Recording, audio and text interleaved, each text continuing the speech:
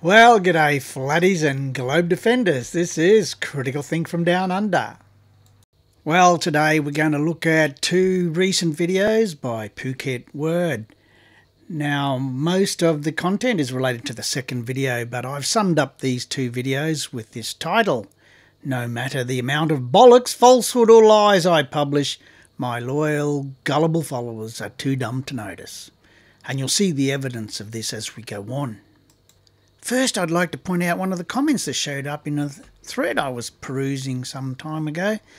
And Pookies Word says here that he's shown 100% proof that the horizon is at eye level. Well, he hasn't really. I mean, of particular note, as he says, any claims of dip are dishonest and deceptive. But it's been measured lots of times by people far more qualified than Pookies Word. But he's okay to make that claim, but that's also a dishonest and deceptive claim. And he says he's shown how and why, when in fact it's just a load of bollocks. It's been debunked over and over. He doesn't understand how aircraft instruments work. He pretends he knows, but he doesn't really. And if you choose to side with deception, then that's up to you, but you can do it somewhere else, because I won't tolerate liars. Right, just remember that. A lot of people that argue with flat earthers might or might not be aware that they are defending an abstract concept or a mathematical model, rather than having any measurable, tangible proof of actually being on a physical globe. Well, there's plenty of measurable proof that we're on a physical globe. And this is a marvellous piece of projection. And over the whole course of all his recent videos, he hasn't provided one measurement, one calculation. He's just talking about concepts. How about that? And this is the guy whose idea of measurement is sticking a ruler in the sand. Is to assume that anyone questioning the globe doesn't have the mental capacity to understand the globe concept, or isn't very good at maths. Thus they assume their mathematical acumen or knowledge of navigation methods makes them smarter and more superior than flat earthers. Well, poor old Nick, he's suffering from an inferiority complex. Look, mate, don't project that on us. I mean, that's your issue, but nobody thinks that anybody's superior or inferior as a human being, right? But I do have to tell you quite honestly, you've got to be frank here, you're not the sharpest tool in the shed, mate. You're not the smartest one when it comes to mathematics, science, geometry, physics, orbital mechanics, these kind of things. Mate, there are people who have superior knowledge.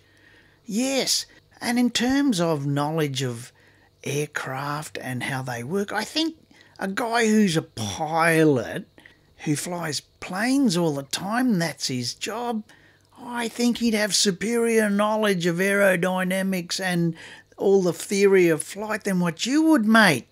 It doesn't make him superior in any way, but he does have a superior knowledge, and you should acknowledge that and take notice. But no, you don't. Look, mate, we don't have to assume that you don't have the mental capacity to understand the globe. I mean, it's self-evident by all the stuff you publish on your own YouTube channel. I mean, it's not our fault, mate. If you're going to publish bollocks, be prepared to have people tell you that it's bollocks. I mean, it's pretty simple, really. I'll give you some examples. You see this? This is your globe model. You get to the horizon and it all of a sudden curves down. Now, I have to tell you this, that's not how the globe works.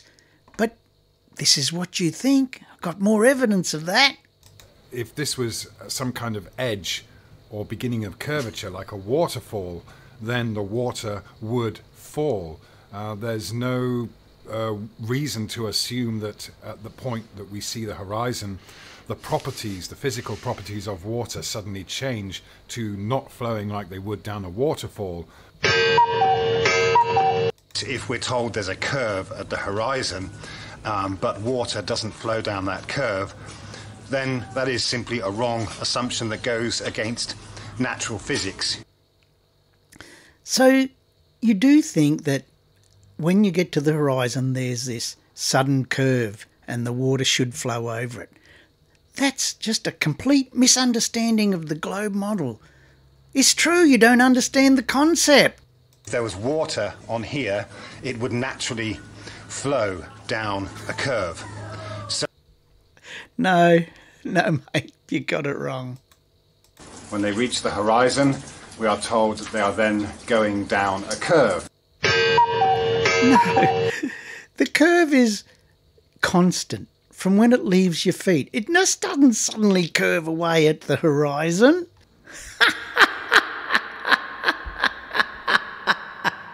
Assume that anyone questioning the globe doesn't have the mental capacity to understand the globe concept. Now here's another thing you don't understand. Want to see it again? You can do this every time. Okay. The fact that you can do that demonstrates to us that it's flat. So what you're saying is that parallax doesn't work on a globe, it only works on the flat Earth. Oh my goodness. Assume that anyone questioning the globe doesn't have the mental capacity to understand the globe concept. Well, let's carry on to another piece of bollocks. What we have here is a horizon that should appear much sooner than the 30 kilometres. So what you can see here, he's got some observer height and distances that really no one really knows what they are, but he's decided to pluck them out of his backside and then use this as some kind of evidence that the Earth's not a globe. So I'm just going to paraphrase this for a minute. Oh, look, I don't know really what the observer height is or the distance to the horizon is, but I'm just going to pick some numbers and say they're wrong. We can see the distance to the horizon changing across a level surface in this footage. We're looking along a road that is level because it's on top of a dam. No, mate. I've been to that road. It's neither level nor flat. So who's talking now about dishonesty and deception? You can accept this dishonesty and deception if you like. Remember that?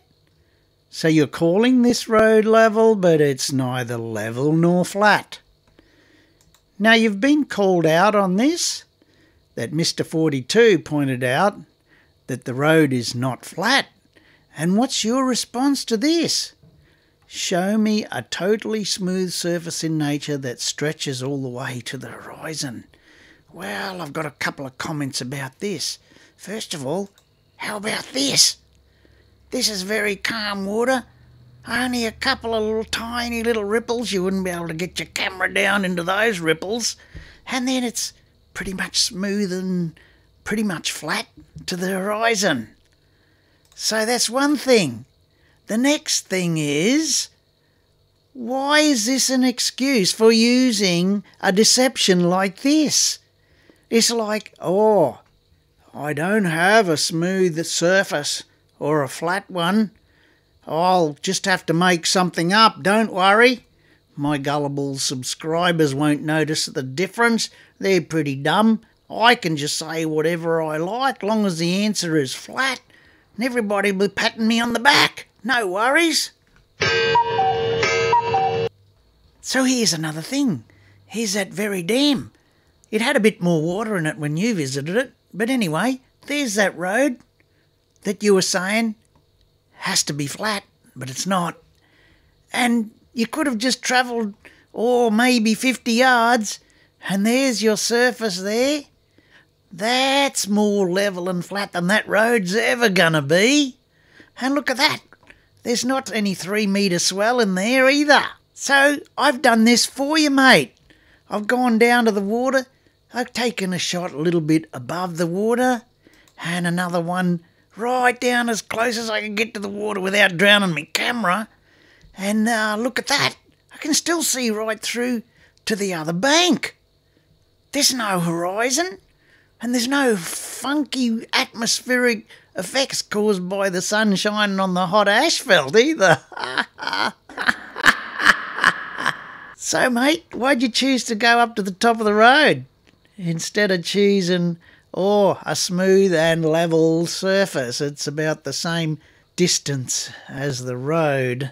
I think we know the answer to that. So here's another example. Just at the beginning of the day, the water's so flat. Look at that, there's a marker, boy. It's the Garnet Rock marker. It's a little bit more than a kilometre off the shore. There's a picture I've taken with me standing up. And then there's another picture. Again, I'm trying to get my camera so close to the water, but not going to drown my camera. No way. And look, I can see all the way to the bottom of the buoy. There's no horizon created there. That's because I didn't take this shot from a dodgy road, one that has bumps in it, and you hide the camera behind the bumps. No way, I didn't cheat. And that is nothing to do with any assumed curvature of the Earth. It is to do with our subjective relationship with what we are seeing. What kind of bollocks is this? First of all, the curvature of the Earth is a fact. It's been measured many, many, many times. Oh, look, it's just such a well-known scientific fact. There's nothing alleged about it or supposed or whatever. It's just a fact. And secondly, this is not a subjective view. This is taken by a camera. Now, the camera just records the light as it sees it. There's no brain there interpreting it in a subjective manner. I mean, the behaviour of light is fairly well known. So this is objective, not subjective. The only subjective thing is the crazy mental processes that occur inside your brain. There's no curving down going on here. There is only this apparent ramping up of the surface in the distance. That is how we see level surfaces. And so when someone claims that there's curvature because they see a drop in the distance, if they rise up above or rise up higher in the same location, then what happens is those more distant windmills then appear to rise up towards the horizon. So it's completely different. This debunks again the idea that that's curvature, because it doesn't stay like that. It's not fixed. Again, there's the concept that the curvature is somehow fixed in place at the horizon. I mean, where do they get these crazy ideas from? And also, he says that water's not curved, but how does he know? Did he measure it? No. I mean, with the size of the Earth being as it is, you couldn't just eyeball it and just say, oh, look, that looks flat to me. Oh, wait a minute, that's what they do. So yes, it looks flat to me is not a measurement of whether that's curved or not. And in fact, on a flat surface, the bottoms of those windmills would all be visible, and I will demonstrate this shortly with a model. Now, the problem here is that the Earth's not flat, so therefore you got nothing to compare it to. I mean, you're looking at a globe there, and then you're just saying, oh, this is what it would look like on a flat Earth. Well, no. It's not flat, it's actually a globe, and this is what it looks like on a globe. In order to actually work out what it is on a flat Earth, you need a flat surface, not this curved ocean here. And to finish this off, here is some more footage of runners in the distance, and half of their entire bodies are being cut off by not curvature, but the horizon that is created in front of us as we bring the camera down on this level road surface, which again is rugged. It's not completely smooth, just like the ocean, but those small dips you can see are what creates the horizons in front of us. Oh, mate, I don't know what to say here. I mean, you say the road's rugged. Is that another way of saying it's not flat? I mean, you claim it's flat, but you can see clearly see there are rounded bits, and when you put the camera down below the rounded bits, a horizon is formed. Oh, that sounds a bit like what you see out towards the ocean. A camera pointing out towards a rounded bit forms a horizon, just like you've done here. You've formed a horizon from that rounded bit on the road. And look at that. You see in the background? There's the road. It's above where you are at. We never see that out in the wild.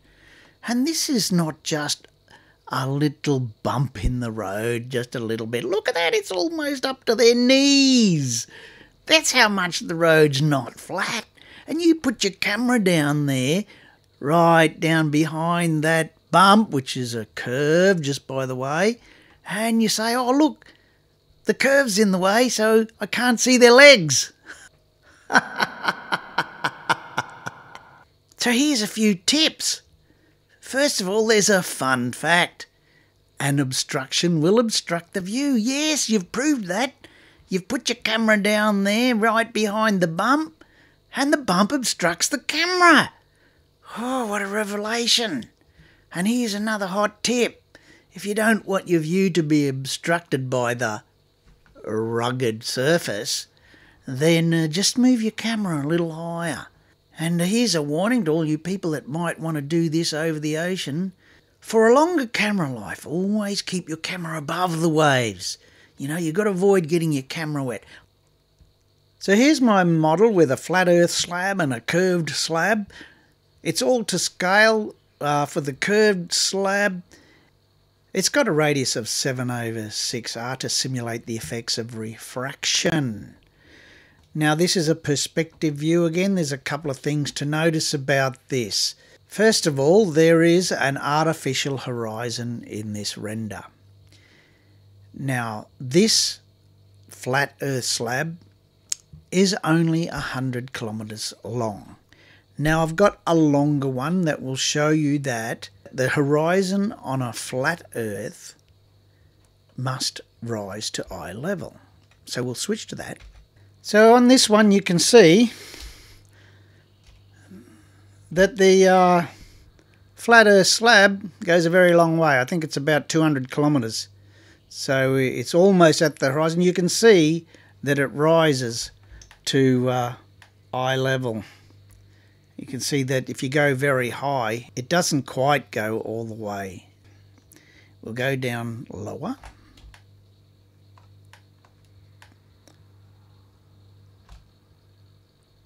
So in comparison to the curved section, you can see that eye level is above the curved horizon. And this is what we see in nature. We can measure eye level with a levelling device or a theodolite, and we can see that the horizon is below eye level. Now on a flat earth, you see that if the flat earth extends a couple of thousand kilometres there, then it's going to rise, I should say appear to rise to eye level. Now without this actual flat earth occurring in nature like this, flat earthers make the mistake of looking at the horizon on a globe earth and then calling that eye level because their eyes are naturally attracted to that. But when you actually get out an instrument and measure it, then that's not what you see. So there's the flat earth, and there is the comparison flat earth and globe. Now if you're looking at the globe only and you've got nothing to reference it, then you're not going to notice that eye level is above the horizon. You're not going to notice it until you get a measuring instrument out, and that's when you're going to notice it. So we'll go back to the other one. Now I'll go to my flat earth camera. So you see there's straight lines in here. The turbines form a straight line. I've got them one after the other 2 kilometres apart. And if you line up all the hubs, you'll see that they are at eye level if you look down them.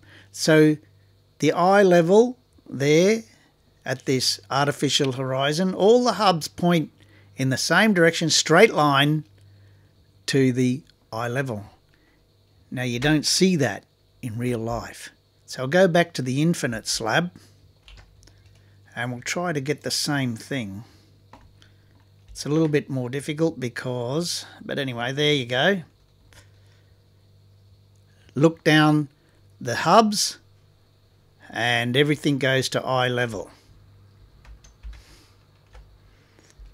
Now, on a curved surface, these hubs form a curve and the bottoms start to get obscured. So this only happens on the curved surface.